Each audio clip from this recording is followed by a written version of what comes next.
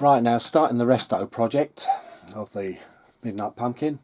First things first, we're gonna rip out all the electrics. So body off and just take all this out, and it'll give us some new screws, because we could do some new screws in places. And get the chassis cleaned up, and that'll be the first part. See how that looks. Hopefully it's not too brittle at any time. There is a couple of failed screws, but what I will do is I will restore the holes with some plastic and then re-drill them. So let's get all this ripped out and down to a chassis. Shows this is an early lunchbox because it's got the original steering, but I'm going to replace the ends. I've got some new ones that'll make it sure it won't pop off too soon. That should be a lot better. Won't be perfect because the newer ones do have the better ball joints. Well, I thought I'd show that. It shows how old this is old. One thing I didn't say when I was in the start of this, as part of this old chassis is part of my old lunchbox, because we built two out of one car. So it does go back away, but sort of keeping this going. But let's get back into it. Talk about over greasing. Look at that. Only needs a smear to run the shocks. Glad I won't have to deal with these too much, and hence trying to get these bits out of the way. Ugh, the mess. I don't mind a bit of mess, but blimey. Just taking the first few bits apart and I'm getting mucky. But we're almost stripped down. There we go, all stripped. Just needs some washing up liquid, or what you in America call dish soap, and we'll get that clean and let it dry to let all the water come out of it. But we'll give that a good clean to start with, and then move on to the gearbox while this is drying. Now let's tear into this rear gearbox and see what I'll show you what it's like, what we're dealing with. I did run the motor up, but it's running terrible. So there's no point in keeping that.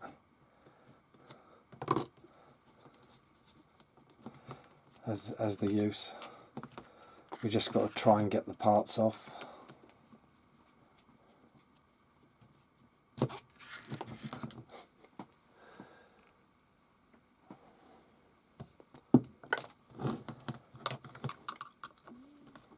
There's one big screw going through the back, so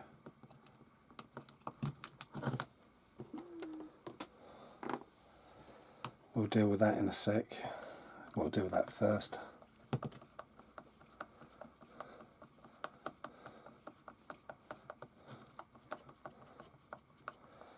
But when you think about it, some of these parts date back to the 90s, maybe a little bit older, so they are old.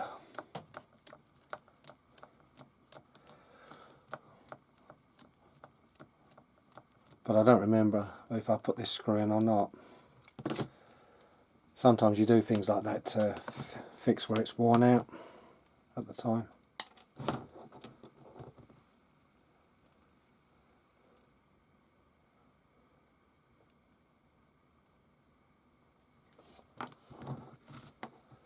There's the shaft.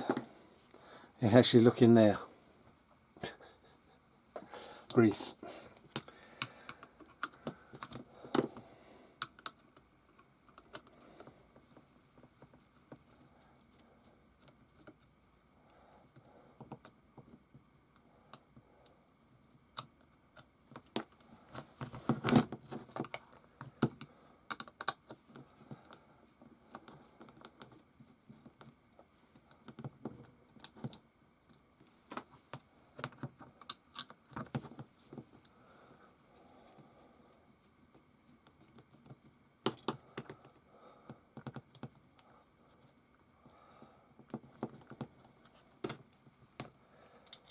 the last screw. Right, you ready to see this? And that's after scraping all that grease out. That is what I've got to get rid of. Shed loads of it. So let's get these parts cleaned up and then we'll reassemble. This is incredible. I've scraped out the gearboxes to get rid of as much as possible, and I've took out that much more grease. Well, the same amount I've already removed, so that's the second lot. And if you look, the gears are still smothered, so it's literally going to be one section at a time cleaning off, because it's going to take a long time to wipe all this grease out. And I'm going to be going through quite a bit of tissue paper, I can tell you that now. Still, let's get that part done, because once this is done, that is the nastiest job out the way. Now, talking about rolling resistance, I was wondering why this wasn't spinning on the shaft on the bearings very well. It's full of grease. So that is causing so much resistance you would not believe. So I'll clean out as much as I can, but it should be better. But I'm just trying to get the worst off and back together, because it's almost an impossibility to get rid of this grease. I'm absolutely caked. I've never been this messy working on a car, grease wise. Well, I've been cleaning for an hour and I just took the bearing out, and you can't see down the shaft, or you can barely, but it's full of bloody grease. Let's stick a screwdriver in and see if any comes out.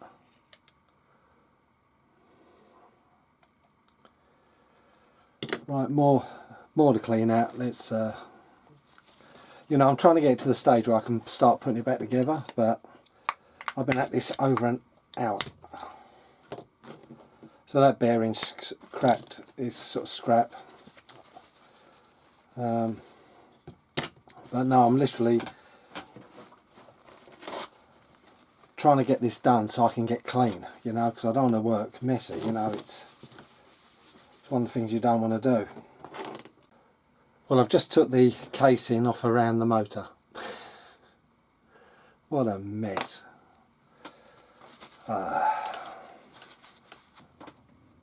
Right, now after an hour of scraping out the grotty grease, cleaning it as much as possible, the diff is still it's stiff how it should be, but not like it was. I'm a lot happy how it's running. It will probably get smoother once it's run a bit more. The motor,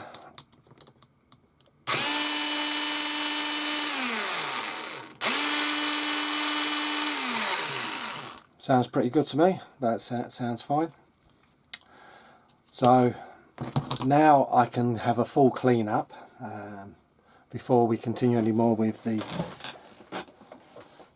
restoration of this, and that's the important thing, is getting clean. Because like I said, my tools are covered in the grease and everything, but it'll be clean. Now, with this being old Tamiya plastic, I've run into a problem. The hole is shattered here. So first of all, I'm going to put some plasti weld inside.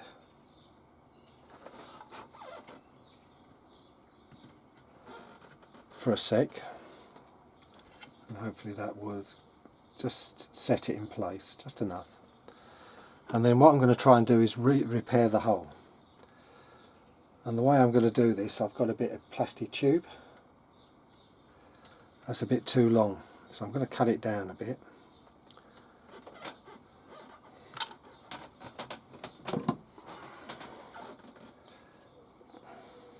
Just snipping a bit off the bottom so it will fit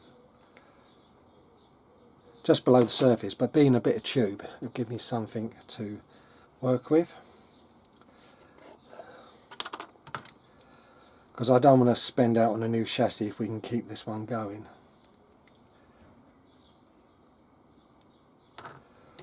Now that's the problem, my plastic's gone a bit hard, so we'll put a bit of fluid in to weaken it a bit, make it softer.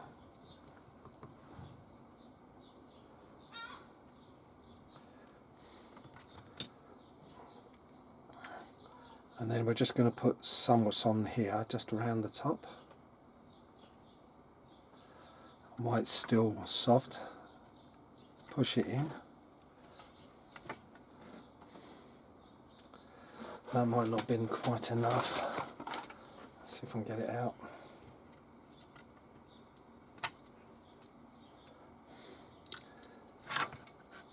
Actually, it's gone well down inside. That was annoying.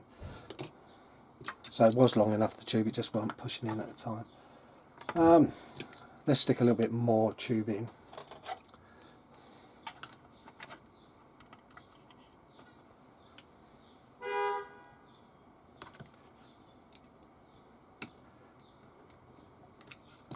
Because it can always be trimmed off, that's the great thing.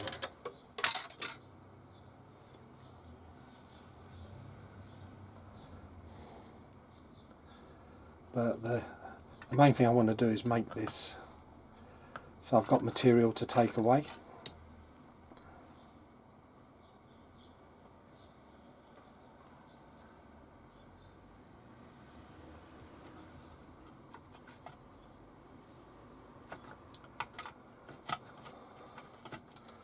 Keep it as neat as you can. There we go, because I've got another one to do already. But this is an experiment. I think it'll work. But like I said, once that's trimmed off, and like I said, you've got a hole in it. I don't know if you can see. But that'll give it enough for the screw to purchase now. But we've got to leave it a few hours to sort of set up. And like I said, when you drill it, I'd recommend using a hand drill. I want sort of just a little pin drill. Don't go at it like a ball in a china shop, because I think you'll just shatter it. Because we've got to take most of that plastic away. I know it's not pretty, but I've had to do some baking powder and some super glue to give it extra strength. That should be strong enough to screw into now. So we can start getting it back together. I've got already the suspension on. That's a lot nicer. Much better condition suspension because it's almost new. And now we're going to have a look at the servo and try and get that back in. Hopefully that works. Now, much cleaning later, working with the electrics, we've got the steering on, like all nice and clean. New rod ends, so they'll be more efficient. So let's plug it in. I haven't got the original settings handy for the steering, so I've done it manually. I centered the steering servo spot on and then adjusted the rod ends to suit. Power on, power on.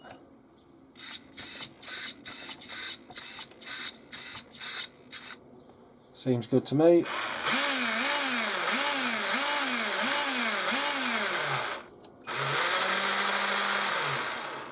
Well, I have to admit, the motor and gearbox sounds a lot better now now it's back on the truck, as I thought it would. So I'm just going to tidy up the last few bits and we'll get on to cleaning the body. Now, I've serviced two of the bearings from the front because I didn't have enough. I've put two new in and I've got two used on the inner. That one's okay, but this side,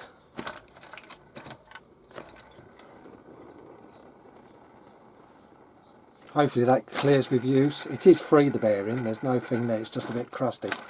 I'll put oil on it and hopefully it will clear up over time. Unless I find more later on. But at the moment I don't think I've got any more.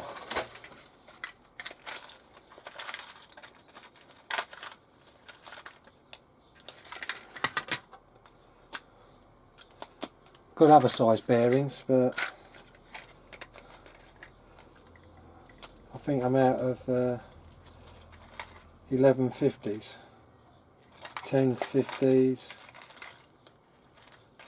850. Ooh, maybe I might have found one. I might have found two. Ooh, wait a sec. That was a bit of luck. I did find two, and now, sweet. Now the truck did have 4 orange wheels when they were painted, and now we've got 1 yellow.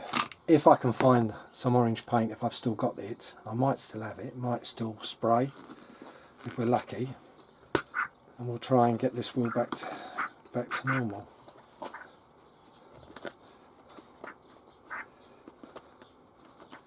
I've turned the tyre for now, but this is what I'm going to show you, the tyre problem. There's the tyre measured across, and here's the other one. So there is a discrepancy between probably the old and new tyres, but they will go back on for now until the replacement tyres arrive in a couple of days, and then they will go on.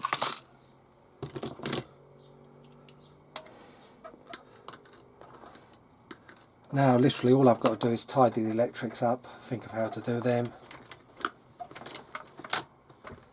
and go from there. But it's so nice that the diff is turning okay, which is good.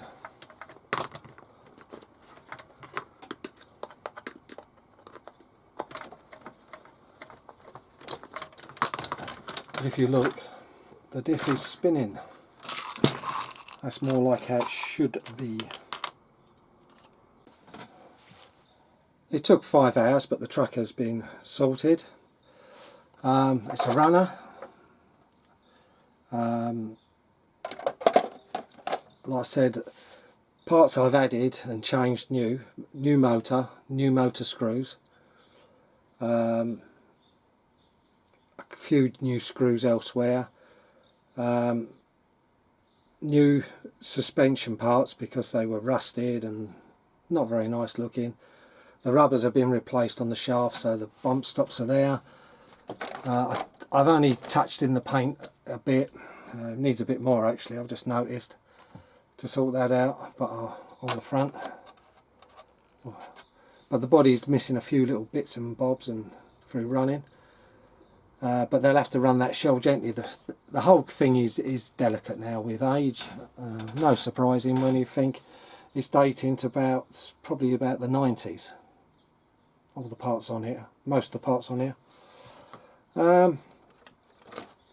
I had to replace, I said, 7 bearings in the end out of 10. Bit of a pain for me, but I've done it. And like I said, all I'm waiting for now is parts to arrive, which will be body posts and 2 tyres, and it's ready to go. And I even managed to find a battery, so they'll have to just get themselves a charger which has got a XT60 connector, because that's what it's all set to.